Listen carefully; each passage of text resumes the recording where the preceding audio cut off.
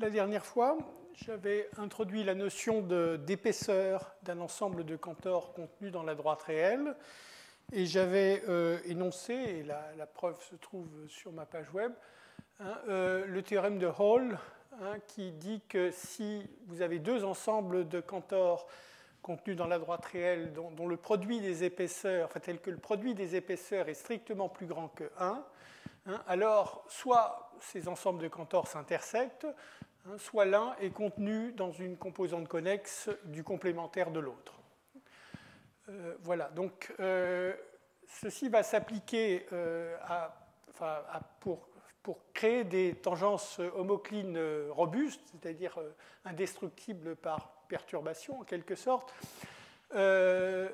Auparavant, je vais peut-être énoncer un corollaire du théorème de Hall, que j'aurais dû d'ailleurs énoncer la dernière fois, mais qui ne se trouve pas sur le slide. Donc du théorème de Hall, qui une sorte de reformulation si vous voulez. Donc vous prenez K' des ensembles de cantors contenus dans la droite réelle.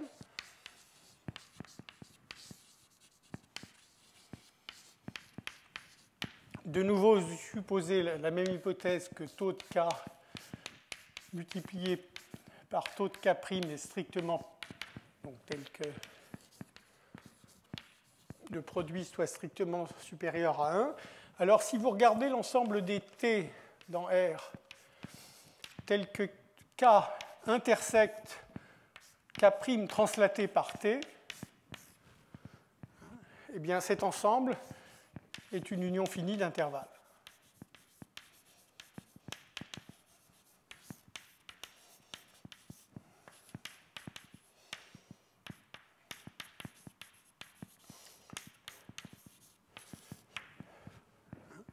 Donc c'est juste une reformulation, il n'y a pas vraiment d'informations nouvelles. Souvent d'ailleurs, quand K et K' sont essentiellement de la même taille, ça sera un seul intervalle. J'aurais pas besoin de mettre ça.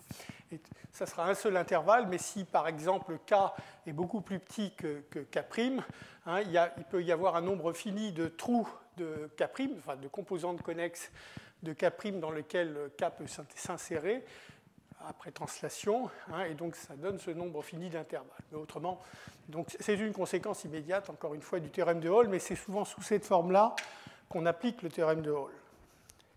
Alors, donc, ce que je veux juste expliquer, enfin approximativement en tout cas, c'est comment est-ce qu'on construit des tangences homoclines robustes à partir du théorème de Hall, enfin en se servant du théorème de Hall. Donc, on part de cette situation. Donc, ici, vous avez un fer à cheval, et en quelque sorte, qui est choisi assez gros, de façon que vous voyez le trou ici est plus petit que les deux composantes qui sont ici. Le fer à cheval, c'est l'ensemble maximal invariant contenu dans l'union de ces quatre carrés gris que vous voyez ici. Donc, les 4 carrés représentent la première étape de la construction d'un ensemble de cantors, un dans la direction verticale qui correspond à l'ensemble de cantors instables, l'autre dans la direction horizontale à l'ensemble de cantors stables. Je me réfère toujours à ce qui se passe transversalement. C'est pour ça que le cantor horizontal ici est transverse au feuilletage stable qui est vertical. De la même façon, ici, le cantor vertical est transverse au feuilletage horizontal qui est le feuilletage instable. Et donc j'ai suggéré sur le dessin que ce fer à cheval initial est choisi de façon à ce que le trou ici soit plus petit que les deux intervalles adjacents qui sont ici, ce qui correspond à la notion d'épaisseur strictement plus grande que 1. Bien sûr, il faut que ça se répète à toutes les échelles, mais par exemple, si je choisis f linéaire aux endroits adéquats, on aura une invariance d'échelle, et donc il suffit de vérifier ce qui se passe à la première étape. Alors, à part le fer à cheval donc, qui est localisé dans ces 4 carrés gris, je suis en train de créer une bifurcation homocline, une tangence homocline. Une tangence homocline, bon, en ce point Q, enfin, le point Q n'a rien de spécial parmi son orbite, puisque si j'ai une tangence quadratique ici, j'en aurai une dans l'image, une autre dans l'image inverse, etc., tout le long de l'orbite, mais bien sûr, je ne vais pas pouvoir dessiner ceci tout le long de l'orbite. Alors, voilà la situation. Hein. Alors, donc, je le dis en mots maintenant d'une certaine façon. Hein, je vais me placer sur une surface connexe, compacte, prendre un diffeomorphisme de classe C2. Donc, il me faut classe C2 pour parler de tangence quadratique. Et aussi, je vous rappelle, j'avais dit que l'épaisseur d'un ensemble de Cantor, c'est quelque chose qui se comporte bien quand c'est un ensemble de Cantor dynamique créé par un difféomorphisme de classe CR. Ça se comporte bien lorsque R est strictement plus grande que 1, mais par contre, si on a seulement des difféomorphismes de classe C1, ça se passe mal. Enfin, je veux dire, l'épaisseur n'est pas continue, elle peut tomber à 0, enfin, il peut arriver des tas de choses. Hein, et donc, c'est pour ça qu'on prend un difféomorphisme de classe C2. Hein, donc, là, c'est l'ensemble de Cantor que je viens de dessiner sur le truc précédent. Hein, et donc, le point P, si je reviens un instant, hein, le point P, c'est celui-là, là, dont je dessinais variété stable et instable. Et donc, par ailleurs, donc, j'ai un point Q, hein, le point Q ici, donc le long duquel j'ai une tangence quadratique homoclé. Alors, j'appelle tau S dans cette situation, je peux créer des ensembles de Cantor dynamiquement définis. Hein, je ne sais plus si je le... Oui, non, ça viendra. Hein, je refais le dessin qui est sur la... Hein, et je l'avais très rapidement... Alors ici, la tangence, mais la tangence n'intervient pas pour ce que je veux dire. Donc, ce qui importe, c'est vraiment ce qui se passe ici. Hein.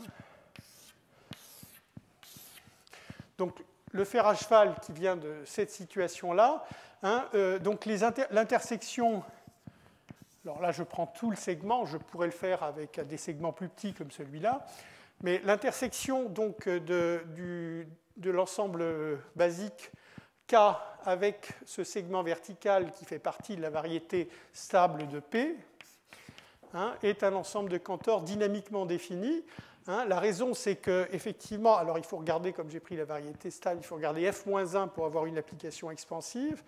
Hein, donc, ce morceau-là est envoyé par f-1 sur ce morceau-là tout entier. Hein, donc là, directement par petit f. Et par contre, pour le morceau qui est ici, alors ce morceau-là, si j'applique f, je vais obtenir ce segment vertical. Donc qui n'est pas au même endroit.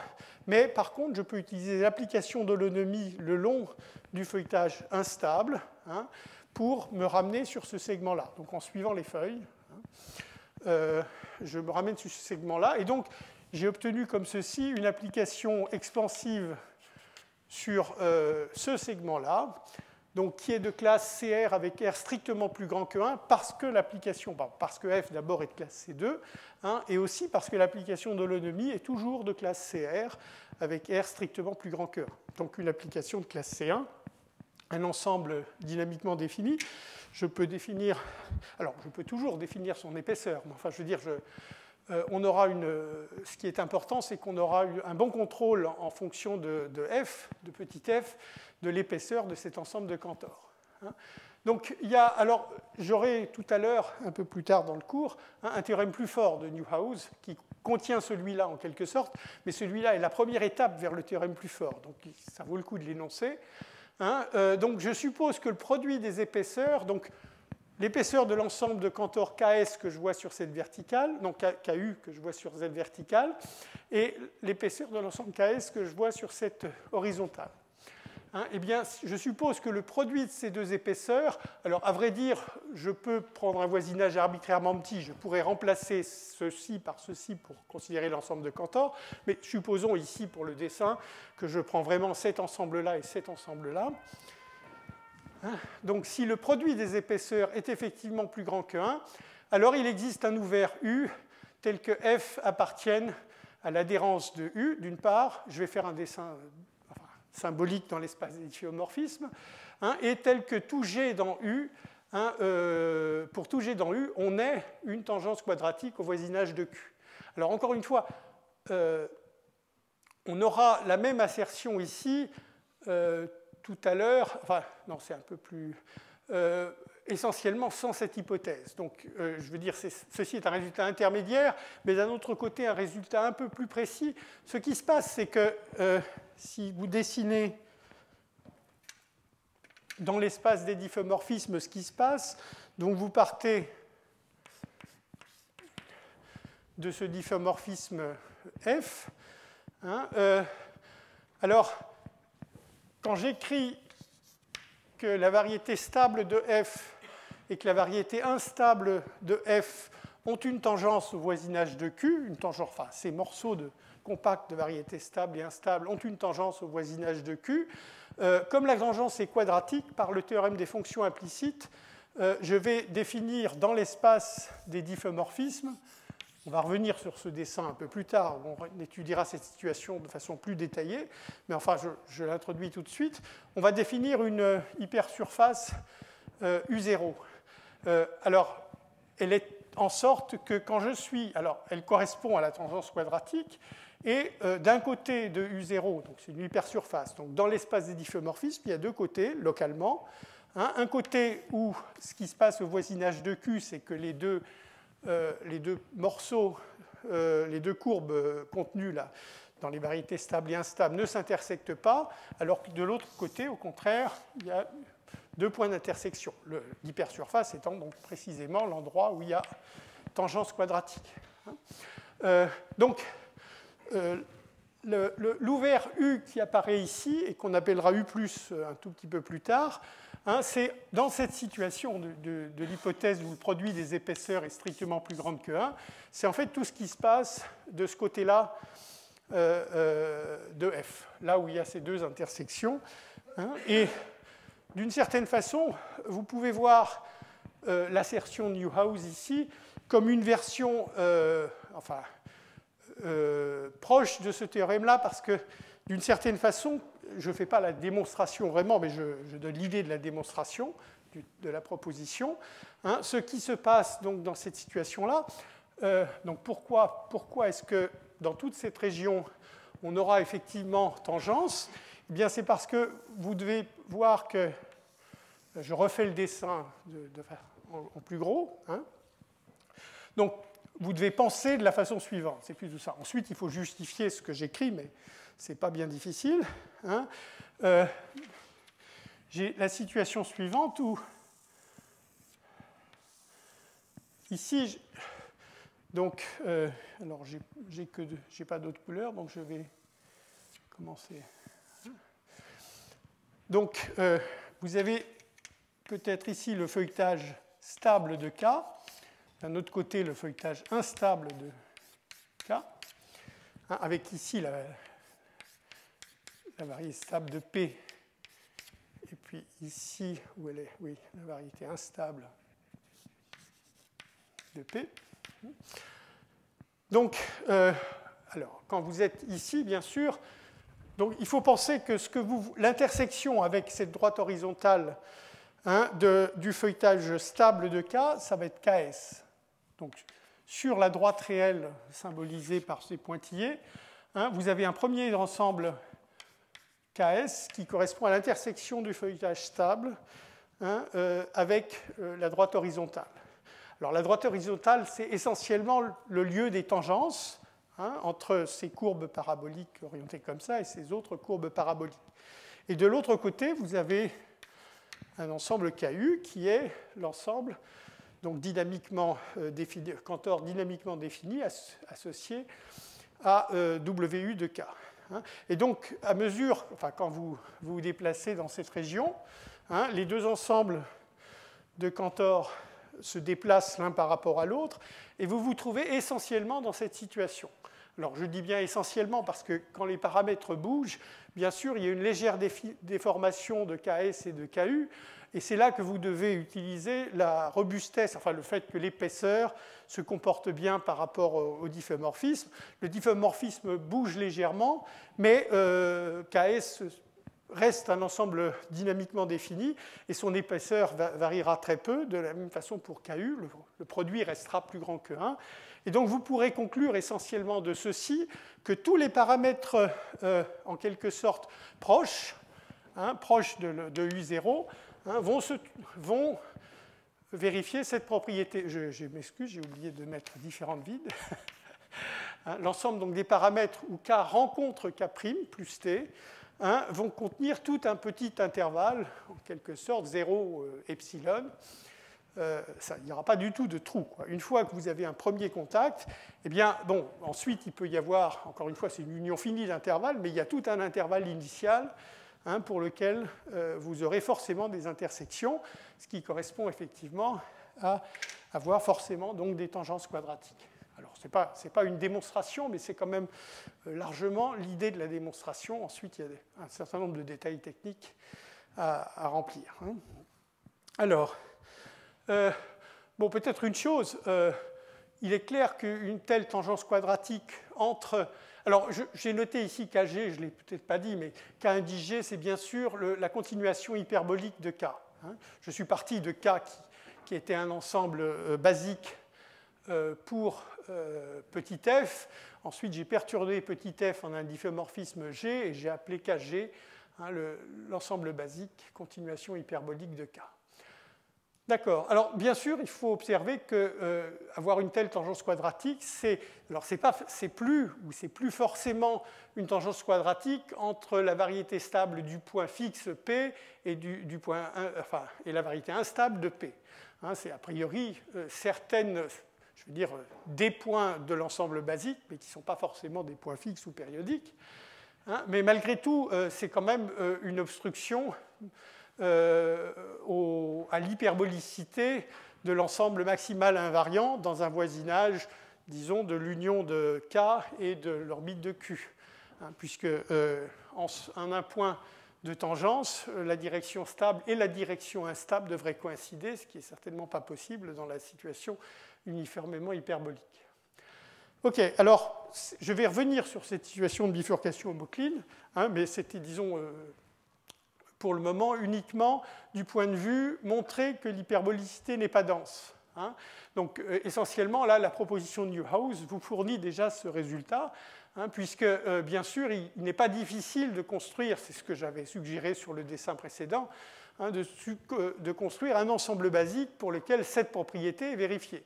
Et une fois que cette propriété est vérifiée, comme le dit ici, j'ai tout un ouvert U, dans lequel, ayant des tangences homoclines, quadratiques robustes, je ne pourrais pas avoir d'hyperbolicité. Donc on conclut bien à la non-densité de l'hyperbolicité, ici en dimension 2. Ensuite, il faut adapter ceci en dimension plus grande, éventuellement. Alors, pour les mélangeurs, je vais les étudier en beaucoup moins de détails. C'était l'autre mécanisme pour conclure à la non-densité de l'hyperbolicité. Là, je vais me contenter d'expliquer un exemple qui montre bien que l'hyperbolicité n'est pas dense. Par contre, sur les tangences homoclines, je vais revenir ensuite sur l'étude plus en détail de ce qu'on appelle les bifurcations homoclines. Alors, ici, un mélangeur, donc je donne un exemple en dimension 3. Donc en dimension 3, je considère pour commencer le cube. Ensuite, je plongerai tout ça dans une variété de dimension 3. Mais enfin, ce n'est pas ça le point de la construction. Tout se passe dans R3 et dans le cube, plus précisément. Donc c'est un cube avec des coordonnées x, y, z et que je divise d'abord en 3 parties horizontales. Il y a un dessin dans le slide suivant pour expliquer ce qu'on fait. Donc, on divise pour le moment en 3 parties. On ne garde que la partie, le tiers inférieur et le tiers supérieur. Donc, z dans 0,1 tiers et z dans 2 tiers 1. Donc, voilà, c'est la première chose. Donc, je veux définir un certain ensemble de Cantor, qui va être un ensemble de nouveau basique de type cell. Alors, pour le moment, localement, puisque je suis juste dans R3. Ensuite, ça sera dans une variété. Et donc, je définis une application grand F qui va de C0 union C1, de l'union de ces 2 tiers sur C. Donc, je la définis par essentiellement la même formule dans les deux, enfin, je veux dire, à translation près. Donc, vous voyez, qu'est-ce que je fais? J'ai une contraction par un facteur 2 tiers sur la coordonnée x, une contraction par un facteur 1 tiers sur la coordonnée y, et au contraire, une expansion, puisque j'ai restreint z à être dans un intervalle de longueur 1 tiers, soit ici, donc une expansion par un facteur 3. Donc le dessin, encore une fois, arrive donc, sur le slide pour dessiner ce que sont les images de C0 et C1. Mais enfin, vous pouvez déjà voir, vous avez des parallélogrammes hein, dont la dimension en x va être 2/3, la dimension en y va être 1/3, et la direction en z va être 1. Ceci pour l'image. Hein. Et puis, c'est la même formule ici, simplement qu'au lieu de me servir du point fixe, j'ai un point fixe ici en 0, 0, 0. Hein, ici, je vais mettre un point fixe en 1, 1, 1, à l'autre extrémité du cube, si j'ose dire. Et donc, simplement, je fais en sorte que 1 soit point fixe, ce qui explique ces formules. C'est les mêmes coefficients de dilatation, hein, 2/3, 1/3 et 3, enfin, dilatation ou contraction, hein, avec 1, 1, 1 étant fixé. Alors, donc je veux considérer l'ensemble maximal invariant. Donc, en l'occurrence, comme... oui, j'ai peut-être fait une bêtise. D'abord, je m'excuse, là, il y a une grosse faute de frappe, une triple ou je ne sais pas quoi.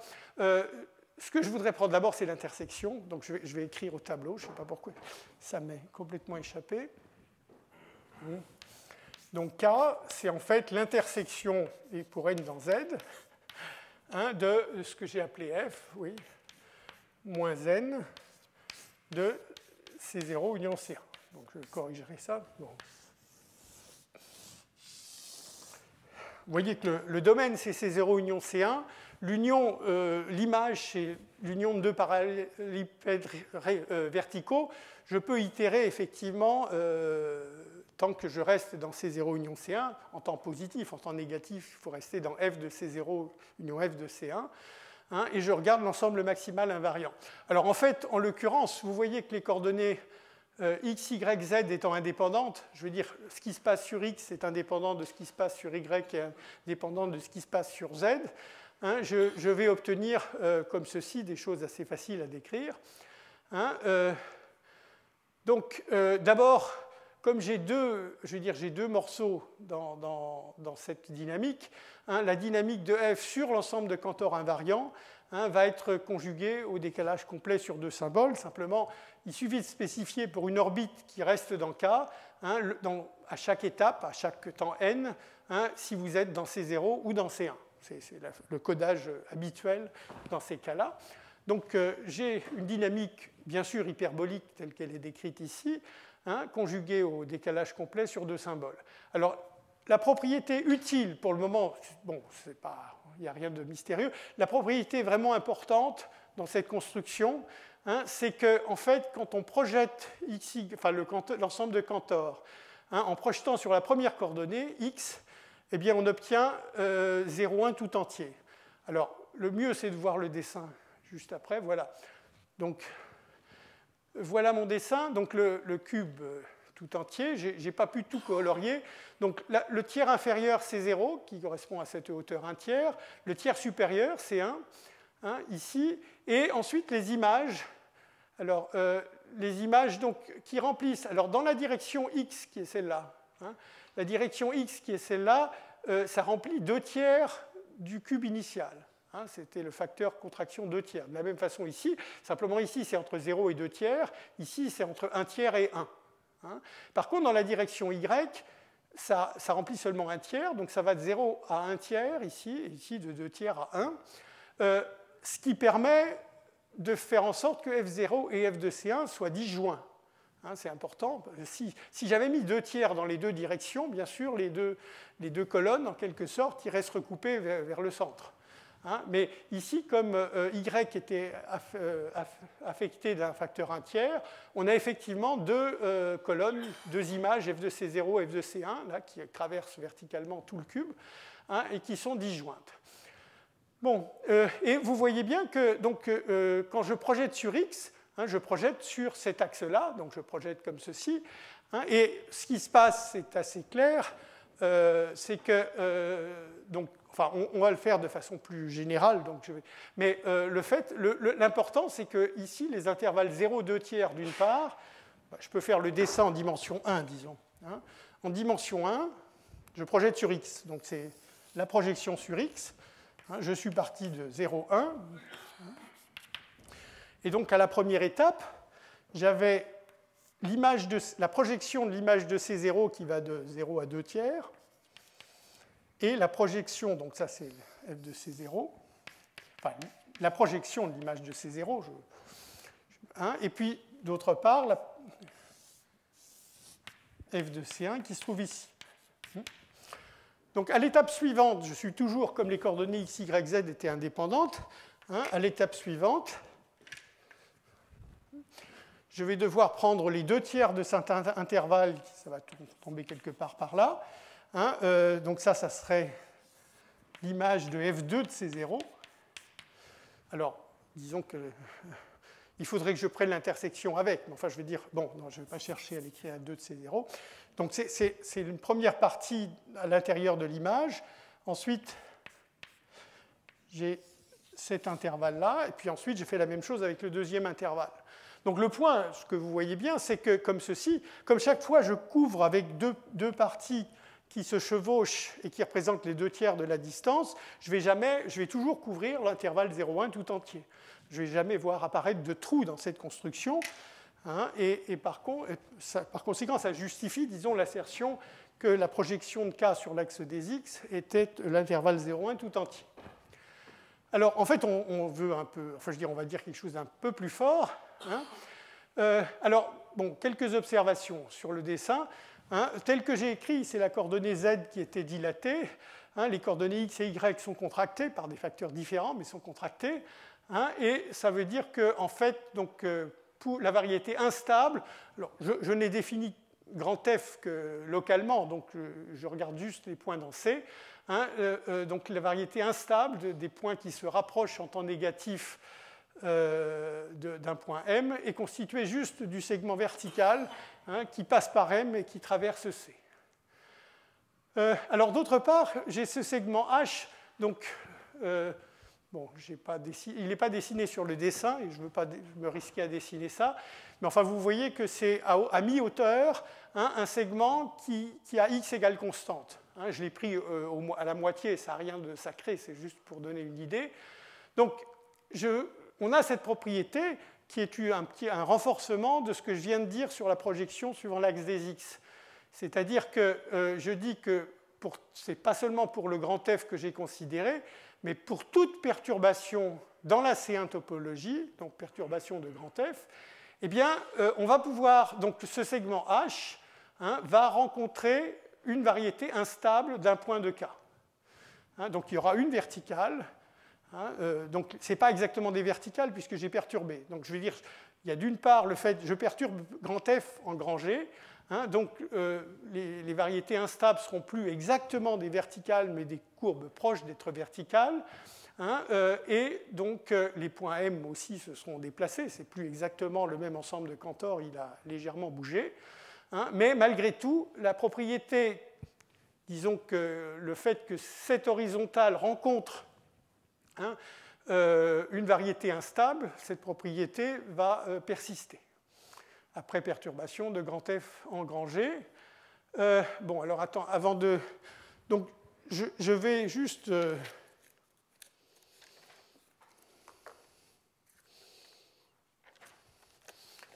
le dire peut-être d'une façon un peu plus précise. Donc, c'est un lemme, si vous voulez.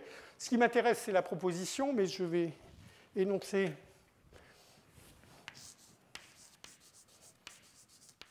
un lemme qui donne immédiatement la proposition.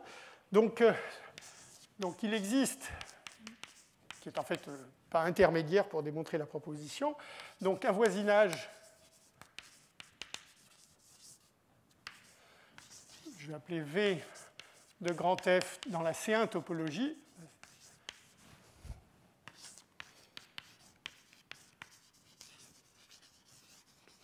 Et il existe aussi un voisinage,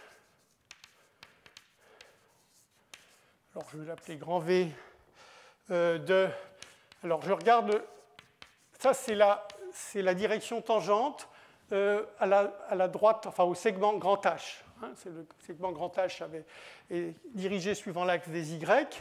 Hein, et donc je prends un voisinage dans P2 de R.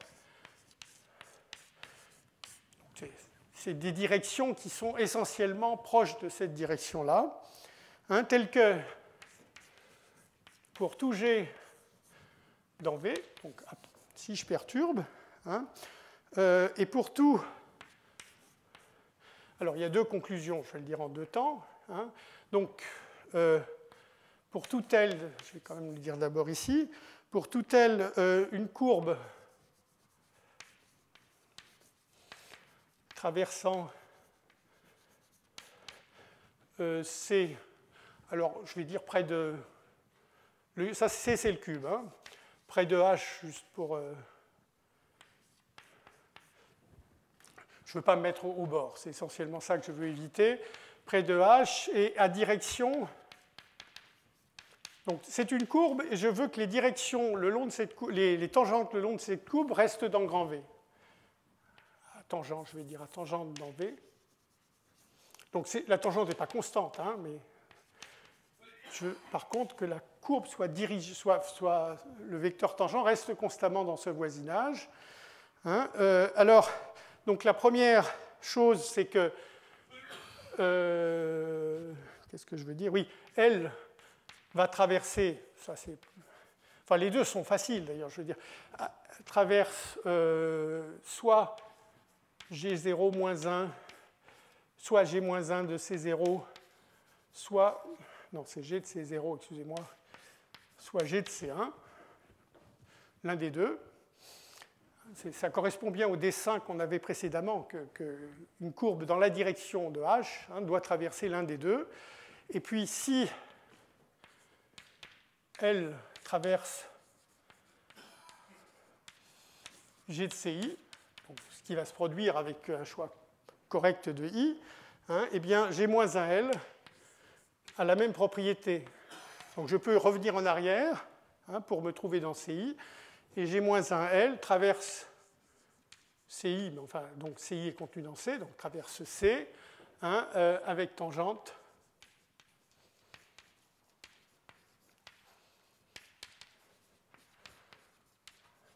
dans V. Et donc je pourrais de nouveau... Alors, juste un mot. Donc, pourquoi est-ce que le lemme implique la proposition? C'est parce qu'on peut faire une itération immédiate ici, à partir de cette courbe L, qui traverse C, eh bien, elle va traverser l'un des deux d'après la première assertion. Et si quand elle traverse l'un, je peux prendre son image inverse, et elle va traverser le C tout entier, et donc je peux encore ensuite appliquer l'assertion de nouveau par récurrence, et à mesure que j'itère négativement, je vais en quelque sorte, enfin je vais dire, quand je passe à la limite, après avoir itéré ce processus un nombre infini de fois, j'obtiens à la limite un point d'intersection entre, alors et que je reviens ici, entre la courbe L initiale et une variété instable d'un point de l'ensemble de Cantor invariant. L'autre, bon, ensuite, alors ceci, c'est juste jeter un coup d'œil en quelque sorte à la figure pour la première assertion. Et pour la seconde, ça vient du fait que, de considérer l'action projective. G est proche de grand F, et de voir comment grand G se comporte projectivement au niveau donc, des applications tangentes. En fait, j'ai choisi justement les coefficients de dilatation qui sont intervenus, de façon que, automatiquement, cet ensemble V va être envoyé dans lui-même quand j'applique G-1, donc ce qui explique le fait qu'on garde le même voisinage V ici. Bon, c'est de nouveau pas vraiment une... Enfin, je veux dire, c'est donner des arguments sans faire une démonstration complète.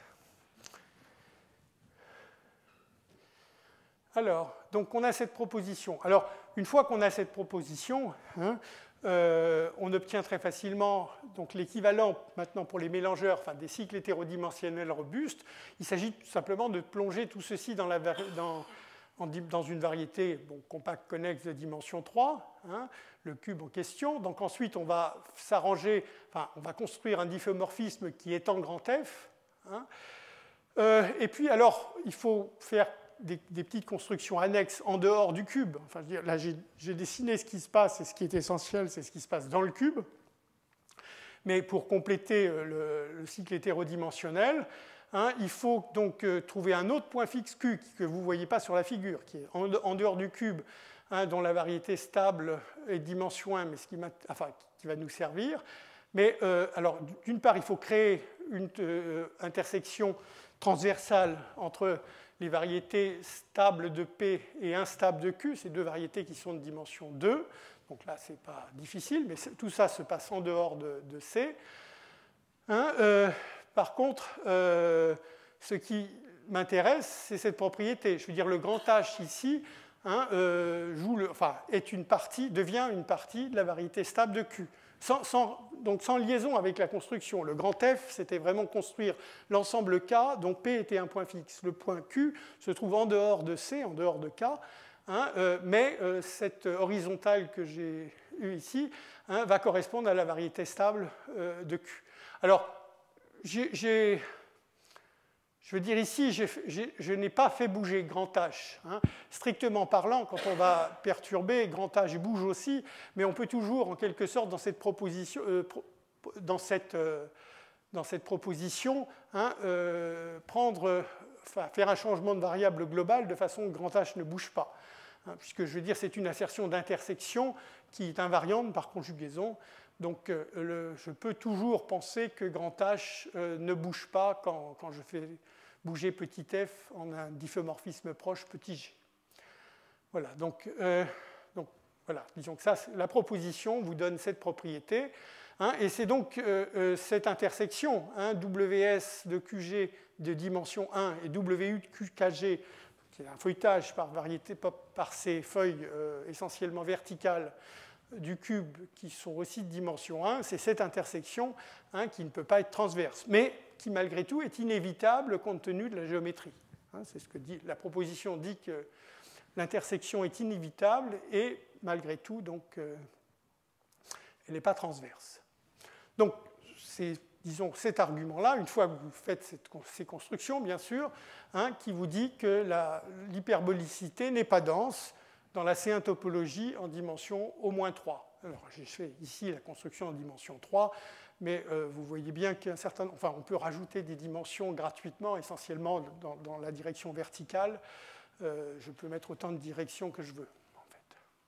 OK, alors je reviens maintenant. Donc, c'est tout ce que je vais dire sur les mélangeurs et donc les cycles hétérodimensionnels, juste pour dire donc que ça me permet de savoir que dans la C1 topologie, à partir de la dimension 3, donc il n'y a pas de densité de l'hyperbolicité. Je vous rappelle que c'est une question ouverte de savoir si dans la C1 topologie, l'hyperbolicité est dense en dimension 2. Donc maintenant, je vais revenir sur ces problèmes de tangence homocline. Donc pour considérer la situation suivante, donc je pars d'un difféomorphisme d'une surface. Je prends lisse de classe C infinie, je ne cherche pas à minimiser les dérivés ici. Hein, et donc je suppose qu'on a au départ hein, un point Q homocline à P en lequel on a une tangence quadratique. Alors un point que j'aurais pu discuter, je regarde l'ensemble lambda F, donc qui est un ensemble maximal invariant dans l'union d'un voisinage, dans un voisinage de l'orbite de Q. Donc l'orbite de Q, par définition, c'est un point homocline. Hein, elle converge en temps, lorsque le temps tend vers plus l'infini et aussi lorsque le temps vers moins l'infini. Dans les deux cas, elle converge vers P. Hein, donc c'est bien sûr l'adhérence de cette orbite. Hein, c'est l'union de P et de l'orbite de haute Q. C'est un ensemble fermé, invariant. Fermé invariant, donc transitif, évidemment transitif, parce que l'orbite de Q est dense. Hein. Par contre, ce n'est pas hyperbolique, donc ce n'est pas un ensemble basique, bien sûr, ce n'est pas hyperbolique à cause de cette tangence. Hein. Alors, je vais supposer que c'est localement maximal, et je vais discuter un petit peu cette hypothèse. C'est une hypothèse non triviale. Hein. Donc ça veut dire qu'il existe un voisinage U, je vous rappelle la définition de localement maximal, hein, qu'il existe un voisinage U dans lequel le lambda F est l'ensemble invariant maximal. Alors, oui, donc, j'ai cette assertion que les valeurs propres vont être positives. En fait, je vais discuter un tout petit peu plus cette situation.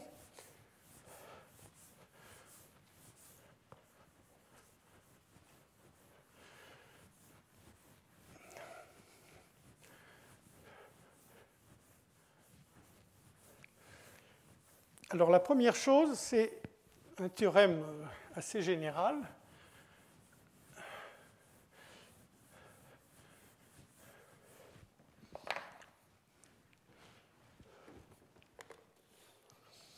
Donc, je prends un ensemble basique. Donc, je suis dans une variété M. Brièvement, je ne vais pas forcément supposer que c'est une surface. Hein, mais par contre, donc j'ai K, un ensemble basique.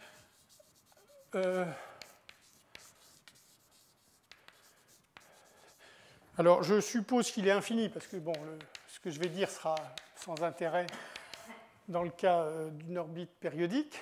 Hein. Donc, je vais supposer que K n'est pas... c'est un répulseur ou un attracteur, n'est pas un attracteur. Donc ça peut être soit un répulseur, soit un ensemble de type cell. Et je suppose aussi, alors là c'est l'hypothèse vraiment importante, enfin, on n'aurait pas tellement d'ailleurs de... Je veux dire, l'énoncé ne ferait pas tellement de sens sans cette hypothèse, que la dimension du fibré, enfin de la direction instable est égale à 1. Alors, bon, typiquement, je vais être dans une situation où j'ai un ensemble, enfin, je veux dire, où j'ai juste, j'aurai rapidement des ensembles. Non, je m'excuse, dans cette situation, je m'excuse, je suis en train de faire des choses que je veux faire, mais plus tard.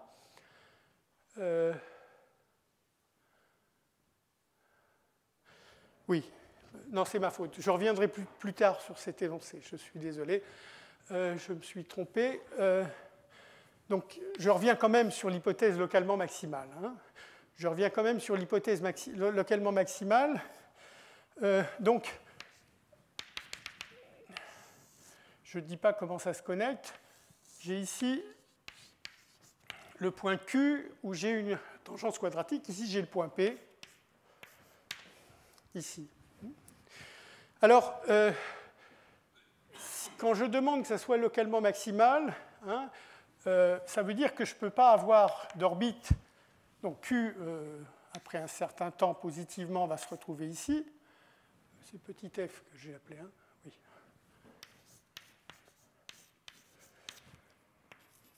Dans des temps négatifs, il se retrouve ici. Donc il y a toute une partie de l'orbite qui est concentrée dans le voisinage de P qui est ici, et puis ensuite, bon, un certain nombre d'itérations pour arriver ici. Alors, je demande qu'il n'y ait pas d'orbite qui reste constamment dans le voisinage de l'orbite de Q, union P. Alors, ça veut dire en particulier, donc vous voyez quel genre d'orbite je suis en train d'interdire. Ce que je ne veux pas, c'est que, donc, alors, regardons ce qui se passe ici. Alors, regardons par rapport à cette courbe qui est ici. Hein. Cette courbe qui est ici correspond, donc c'est une partie hein, de la variété stable qui est ici. Alors, le point important à considérer, c'est est-ce que, quand je considère ce côté-là qui ne rencontre ce côté-là qu'au point Q, hein, est-ce que ce côté-là, de quel côté il se place ici? C'est-à-dire qu'il pourrait correspondre à ce côté-là, mais il pourrait aussi correspondre à ce côté-là. Alors bien sûr, la question de choisir de quel côté... Alors la façon de créer des orbites hein, qui seraient proches de l'orbite de Q, qui soient distinctes de Q, hein, ça serait d'avoir ici une orbite donc, très proche, qui arrive ici de ce côté-là. Alors, justement, c'est pour ça que la remarque sur la positivité des valeurs propres, si par la valeur propre instable de P ici était négative, alors les deux côtés seraient échangés par F, donc en fait, automatiquement, mon orbite passerait la moitié du temps de ce côté-là de la variété instable et l'autre de la variété stable, et la moitié du temps de l'autre côté. Et du coup, à ce moment-là, au moins pour les itérés pairs, hein, je vais pouvoir... Alors, je suis en train de... Excusez-moi. Je suis en train de dire des bêtises.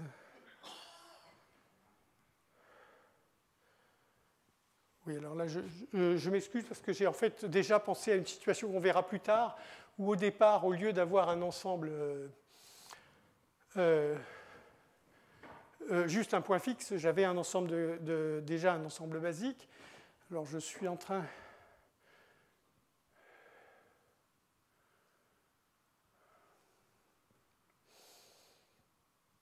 Bon, il faudra que je réfléchisse. Je préfère donc continuer sans discuter cette situation, et puis je corrigerai ceci la prochaine fois. Et donc, bon, je ne suis pas tout à fait... enfin, je m'excuse, je ne suis pas sûr en fait, de cette assertion que je viens d'écrire, que ça implique que les valeurs propres soient positives. C'est même probablement faux. C'est vrai dans d'autres situations, mais je ne suis pas sûr ici. Donc, je préfère sauter. Alors... Donc, pour G appartenant à un voisinage ouvert de F, donc ce qui m'intéresse, c'est de comprendre l'ensemble maximal invariant. Hein. Alors, maximal invariant dans l'union, dans le même voisinage U. Hein. Encore une fois, je suis parti d'un ensemble invariant dans U. Hein. Donc, j'avais supposé que c'était localement maximal, que c'était l'ensemble maximal invariant. Et je veux voir ce qui se passe après perturbation de petit f en petit g. Donc,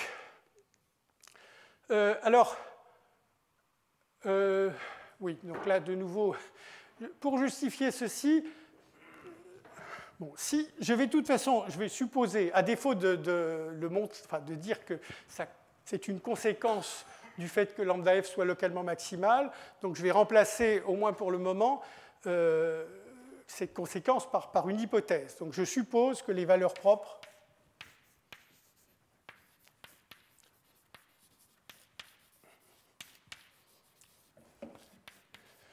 de l'application tangente de f en P sont positives. Enfin, strictement positives. L'une est plus grande que 1 et l'autre est comprise entre 0 et 1.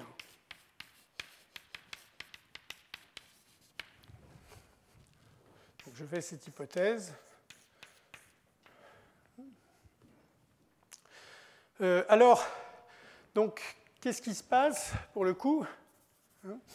Alors, pour le coup, je peux regarder le dessin qui est ici. Alors, donc, ce qui se passe, c'est que, comme les valeurs propres sont positives, pour le coup, un côté de la parabole dans cette région-là est envoyé d'un côté ou de l'autre de cette région-là. Hein, et de la même façon, pour ce qui se passe ici, qui est envoyé soit sur la partie supérieure, soit sur la partie inférieure, par itération négative. Hein. Alors, vous voyez que si la seule façon que, dans cette situation, que lambda f soit localement maximal, c'est qu'en fait, cette partie-là aille, donc c'est aille sur cette partie-là, et que, de la même façon, cette partie-là aille sur cette partie-là. Pourquoi? Parce que sinon, supposez par exemple que ceci aille ici, ça veut dire qu'au contraire, il faut que j'utilise une autre couleur, hein, la partie extérieure qui est ici, à l'extérieur de la parabole, irait sur cette partie-là. Maintenant, même dans la situation initiale, hein, j'ai donc des points par ici, justement, hein, qui, en temps positif, vont s'accumuler par ici, et en temps négatif, vont s'accumuler par ici. Alors, c'est très facile de faire en sorte, justement, que ces points que je boucle ici pour avoir une vraie orbite, hein, je vais avoir donc des orbites automatiquement contenues dans le voisinage de l'orbite de P. Donc je m'excuse pour ce changement ici, mais une fois qu'on sait que les valeurs propres sont strictement positives, hein, donc on a des orbites. Si on n'avait pas la situation que j'ai indiquée, hein, le lambda f ne serait pas localement maximal. Donc automatiquement, donc je reviens ici, la partie qui est ici, j'élimine ça, hein, va se concentrer sur la partie qui est ici, et la partie qui est de ce côté-là, hein, se retrouve ici. D'accord? Donc, alors, ça veut dire que automatiquement, la partie grand lambda va être compacte. Hein. Pourquoi? Ben, d'abord, en fait, je vais même compléter ceci par le... Je pense que c'est... Oui. Voilà, bon, je vais le revenir ici. Hein. En fait, ce qui se passe, c'est que quand je grossis ce dessin-là, après perturbation, hein, j'ai commencé par petit f où j'avais exactement une tangence. Mais après perturbation, je vais avoir une situation où, alors, soit je n'aurai pas du tout d'intersection, et à ce moment-là, à cause de ce dessin-là, les points qui sont de ce côté-là vont s'échapper des deux côtés, du côté ici, donc en dehors du voisinage de P que j'ai considéré. Hein, et de la même façon, je veux dire, les seuls points qui seraient susceptibles de rester dans lambda seraient des points qui seraient à la fois dans cette partie-là et dans cette partie-là. Mais l'intersection est vide. Et donc, dans ce cas-là, en fait, l'ensemble maximal invariant, on va le voir ensuite, je ne sais plus si c'est sur ce slide ou l'autre, non, ce n'est pas sur ce slide, sera réduit au point P. Alors que dans la situation, au contraire, où on a deux intersections au voisinage de Q, eh bien, il y a une composante de l'ouvert U que j'ai considérée. Il y a une composante de l'ouvert U qui se trouve ici, mais en fait, la seule façon pour les orbites de ne pas s'échapper, c'est d'être à la fois de ce côté-là de la parabole qui est ici, pour arriver par ici, et de ce côté-là de la parabole, de cette seconde parabole, pour pouvoir arriver par ici en temps négatif. Et là, effectivement, il y a une possibilité de connecter. Mais l'important, c'est de voir que donc, les points qui sont susceptibles de rester dans l'ensemble lambda G, qui est décrit ici, ce sont des points qui sont dans cette partie compacte ici. Et donc, en particulier, ça prouve, comme U est ouvert, U est un voisinage de cette partie, et ça vous dit bien que vous obtenez comme ceci une partie compacte. Et donc, au total, bien sûr localement maximal, parce que j'ai défini lambda G comme ça, mais en général, si vous prenez un ouvert au hasard et que vous écrivez une intersection, un ensemble maximal dans cet ouvert, il n'y a pas de raison qu'il soit compact. En général, il est plus... D'accord ? Bon, ici, à cause de la géométrie particulière de cette situation, cet ensemble sera compact, donc fait partie de ceux qu'on a déjà étudiés. Alors, voilà, alors ici, donc, j'ai un dessin, je devrais plutôt d'ailleurs avoir écrit petit g que petit f, je suis désolé. Petit f, c'était le diffeomorphisme avant perturbation, donc pour lequel on avait une tangence homocline, quadratique. Ici, donc, j'ai déjà passé la tangence, si vous regardez bien, entre la courbe verte, qui est la courbe stable, et la courbe rouge, qui est la courbe instable. Et donc, je décompose, je vais être amené à faire quelques calculs, enfin, du moins montrer quelques calculs, c'est pas les faire. On décompose en général l'application de retour, en quelque sorte. Donc, vous avez quelque chose qui se passe au voisinage de P, pour lequel vous pourrez écrire les équations au voisinage d'un point fixe hyperbolique, qui est la partie f puissance petit n, qui en général, petit n sera très grand. Et puis, par contre, un grand M, un temps qui est fixé, qui permet de se ramener de ce point. Les points QS et QU sont deux points qui sont, si vous voulez, dans l'orbite, l'orbite de Q. Simplement, QU, c'est en temps négatif quand on se rapproche de P, QS en temps positif quand on se rapproche de P également, mais en temps positif. Et puis, entre les deux, il y a le temps qui passe à travers Q, si vous voulez, et qui relie QS à QU à QS. Enfin, QE. Alors, donc, ce qu'on cherche à faire, le problème en général des bifurcations homoclines, c'est de décrire lambda G. Décrire lambda G d'un point de vue géométrique. Donc, quel genre d'ensemble c'est? J'ai juste dit pour le moment que c'est une partie compacte, ce qui n'est pas grand-chose. Et donc, par ailleurs, décrire la dynamique, puisque c'est un ensemble localement maximal, invariant, décrire la dynamique de G sur cet ensemble. Alors, voilà un dessin que j'ai fait tout à l'heure, déjà, au tableau, enfin très vaguement au tableau. Donc, j'ai petit f qui est le diffeomorphisme initial. Ici, j'ai une hypersurface U0 qui correspond, donc c'est indiqué ici, je pense que d'ailleurs c'est aussi le... donc, ce que je fais, c'est d'abord, j'ai un point fixe P, et bien sûr, c'est un point fixe hyperbolique, donc quand G est proche de F, il existe un point fixe de G, que je note P de G. Enfin, en général, je n'écris pas le G, je continue à l'écrire P simplement, mais il faut bien voir qu'il dépend de G, qui est juste la continuation du point fixe P pour G. Donc, maintenant, je peux me poser la question, est-ce que les morceaux de variété stable et instable de P qui avaient une intersection quadratique en F, est-ce que ces morceaux-là vont ou pas avoir une intersection, une tangence quadratique près de Q. Hein. Donc, encore une fois, j'ai une hypersurface, ça c'est le théorème des fonctions implicites. Le théorème des fonctions implicites vous dit que j'ai une hypersurface U0 pour lequel j'ai donc une intersection comme ceci, et puis d'un côté de l'hypersurface, une intersection double, et de l'autre côté, au contraire, pas d'intersection. Donc voilà, c'est juste ce qui est répété ici. Alors, maintenant, je peux revenir sur quelque chose que j'ai anticipé en quelque sorte quand j'ai fait ce dessin-là. Lorsque vous vous trouvez dans U-, l'endroit où il n'y a pas d'intersection, eh bien, encore une fois, l'ensemble maximal invariant est juste réduit au point fixe, puisque s'il y avait des points qui soient dans le voisinage de Q, dans cet ensemble maximal invariant, encore une fois, soit à cause de la situation relative des deux courbes, soit dans le futur, ils vont diverger de ce côté-là du point fixe P, soit dans le passé, ils vont diverger de ce côté-là, ça peut être les deux en même temps, soit ils vont diverger de ce côté-là du point fixe P et donc sortir du voisinage U considéré. D'accord? Alors ça, c'est pour U-. Donc dans U-, on a résolu, mais on a résolu de façon un peu triviale le problème. Sur U0, il se passe exactement ce qui se passait pour petit f, c'est-à-dire que comme on a une tangence quadratique, on aura de nouveau l'ensemble maximal invariant qui sera lambda G, P de G union l'orbite de Q. Donc, il reste à comprendre ce qui se passe dans U+, bien sûr, ça, la partie intéressante des choses. Alors, je vais le présenter en plusieurs morceaux. Donc, d'abord, historiquement, il y a un théorème important de Newhouse, donc c'est le théorème que j'avais d'une certaine façon annoncé. J'ai donné cette proposition qui était déjà due à Newhouse, où on faisait l'hypothèse qu'on avait un ensemble basique, d'une part, et que les produits des épaisseurs associés à cet ensemble basique étaient strictement plus grands que 1.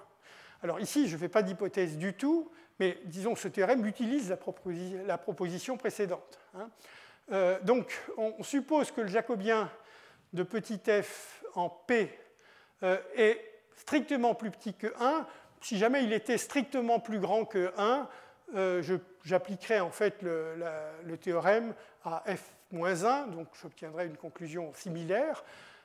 Si le jacobien était égal à 1, là, il faudrait étudier les choses de plus près, donc en quelque sorte, je ne dis rien dans ce cas-là. Donc, on va obtenir une conclusion assez semblable, mais enfin seulement assez semblable, à la conclusion précédente, et sans hypothèse cette fois-ci. Donc, c'est qu'il existe un ouvert n, alors contenu dans U+, parce que de toute façon, dans U- et U0, j'ai dit la situation est essentiellement triviale. Donc, l'ouvert n est contenu dans la partie supérieure du dessin dans l'espace des diffeomorphismes. Et dans cet ouvert n, il y a une partie G qui est G delta dense, donc intersection dénombrable d'ouvert dense. Tel que, alors, qui plus est, donc je peux faire le dessin de nouveau, cette fois-ci le dessin dans l'espace des paramètres. On a U0, U+ au-dessus, U- en bas. Et alors, je le dessinerai, en fait, je peux déjà anticiper un peu, d'une certaine façon. Ça reste assez symbolique, mais enfin. Dans la situation du théorème de Newhouse, typiquement, l'ouvert n va être une union de bandes parallèles, d'une certaine façon parallèles à U0, et qui s'accumulent sur U0. Et donc, c'est d'où vient c'est pour ça que j'ai dit, si je prends n'importe quelle famille à un paramètre transverse à U0, comme celle que je viens de dessiner, eh bien, elle va rencontrer n.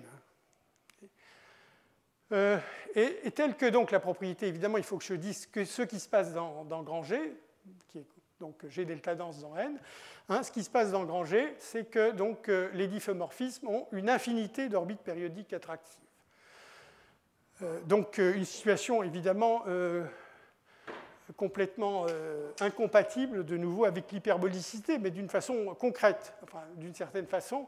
Ça vous dit en tout cas que la dynamique d'un difféomorphisme de petit g, de grand G ici, d'un difféomorphisme petit g, est extrêmement compliqué et qu'il n'y a pas vraiment espoir de comprendre complètement la dynamique.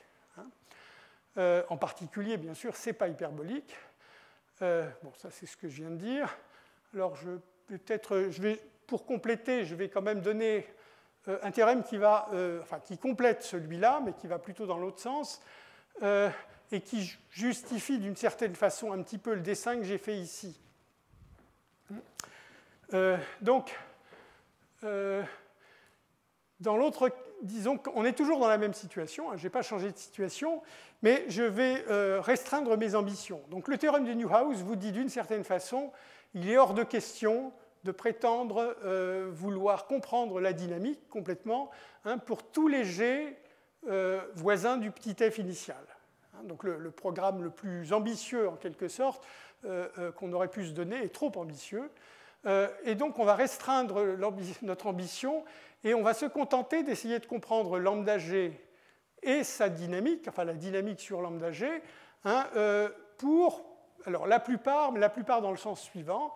Donc je vais dire qu'une propriété densité totale, c'est une propriété de petit g ou de lambda petit g, si elle est vérifiée, donc je regarde l'ensemble des paramètres, donc je prends une famille à un paramètre, transverse à U0, c'est ce que j'ai dessiné ici sur le tableau, elle est lisse et paramétrée par un paramètre t qui s'annule au moment où vous croisez U0, et puis disons est positif du côté de U+, négatif du côté de U-, eh bien quand je restreins, quand je prends des intervalles de plus en plus petits autour des voisinages à droite de 0, de la forme 0 taux, et je regarde la mesure relative des paramètres qui satisfont la propriété, eh bien cette mesure relative tend vers 1. Donc ce n'est pas de la mesure totale, ce n'est pas si ambitieux que ça. C'est de la mesure positive et qui devient de plus en plus grande en termes relatifs quand vous vous rapprochez de U0. C'est déjà quelque chose de significatif. Alors je termine cette première heure donc, en énonçant ce théorème qui est donc, postérieur au théorème précédent, mais qui dit quelque chose cette fois-ci de positif. Enfin, positif dans le sens où on comprend la dynamique. Eh bien, quand vous regardez l'ensemble maximal invariant, lambda G, eh bien, c'est un ensemble basique, donc en particulier hyperbolique. Donc c'est une propriété de densité totale dans U+. Donc ce que ça veut dire en particulier, je ne sais plus si j'ai quelque chose, oui, c'est ça, en particulier, c'est que l'ensemble n que vous avez construit ici, et dans lequel génériquement vous aviez une infinité d'orbites périodiques attractives, cet ensemble n est très mince. Il s'accumule, donc il s'accumule, c'est un ouvert, donc sa mesure, il va certainement intersecter les familles à un paramètre suivant un ensemble de mesures positives, même suivant un ouvert, donc suivant un ensemble de mesures positives, mais la mesure relative, ces ouverts deviennent de plus en plus minces, même en termes relatifs, bien sûr, on se rapproche de U0. Donc en termes absolus, certainement, ils deviennent minces, mais même en termes relatifs, ils deviennent de plus en plus minces à mesure que vous vous rapprochez de U0. Bon, je crois que c'est l'endroit où... Oui. Donc c'est l'endroit où je vais m'arrêter pour le moment. Je dis juste deux mots qui ne sont de toute façon pas sur les slides, sur la démonstration. Je vais donner une vague idée, très vague idée de nouveau, de la démonstration de ce théorème. Donc ça fera après la pause. Pour ce qui est du théorème de Newhouse, donc le précédent du dernier slide. Alors, je vais évoquer d'une certaine façon, mais seulement pour le coup de très loin, sa démonstration dans le sens où tout à l'heure, je montrerai, ces orbites périodiques attractives, elles apparaissent naturellement dans le cadre de tangence, de bifurcation homocline. Ça, c'est pas très difficile à expliquer, je le ferai. Et donc, d'une certaine façon, l'idée est d'appliquer la proposition précédente, et la chose un petit peu compliquée à contrôler, et que je ne veux pas du tout faire ici, c'est dire que dans la situation où je suis, ce qui se passe, c'est qu'on a tendance à créer des ensembles basiques. Ça, c'est un peu le théorème qu'on vient de voir de Newhouse-Pallis-Takens. On va créer des ensembles basiques Mais ce qui est plus délicat, c'est de voir qu'on va créer des ensembles basiques qui sont de grandes épaisseurs, pour lesquels l'hypothèse du produit des épaisseurs soit satisfaite. Ça, je ne vais pas expliquer du tout pourquoi ça se passe, mais une fois qu'on est dans cette situation de pouvoir créer ces ensembles basiques de grande épaisseur, on va, d'après la proposition précédente, avoir de façon robuste des tangences homoclines, et ces tangences homoclines vont créer automatiquement, comme elles sont denses, ces tangences homoclines, elles vont créer sans arrêt de nouvelles orbites périodiques attractives. Ça sera expliqué un tout petit peu plus tard, d'où la présence générique d'une infinité d'orbites périodiques attractives simultanées, existant pour le même diffeomorphisme. Bon, c'est très sommaire et c'est très court. Ce que je veux juste dire, c'est que la partie la plus délicate, disons, de la démonstration, c'est vraiment de vérifier que les hypothèses de la proposition précédente, le produit des épaisseurs plus grand que 1, ces hypothèses-là sont satisfaites dans un ouvert n, enfin je vais dire sur un ouvert n qui a les propriétés qui sont données ici. Voilà, donc on s'arrête 5 minutes.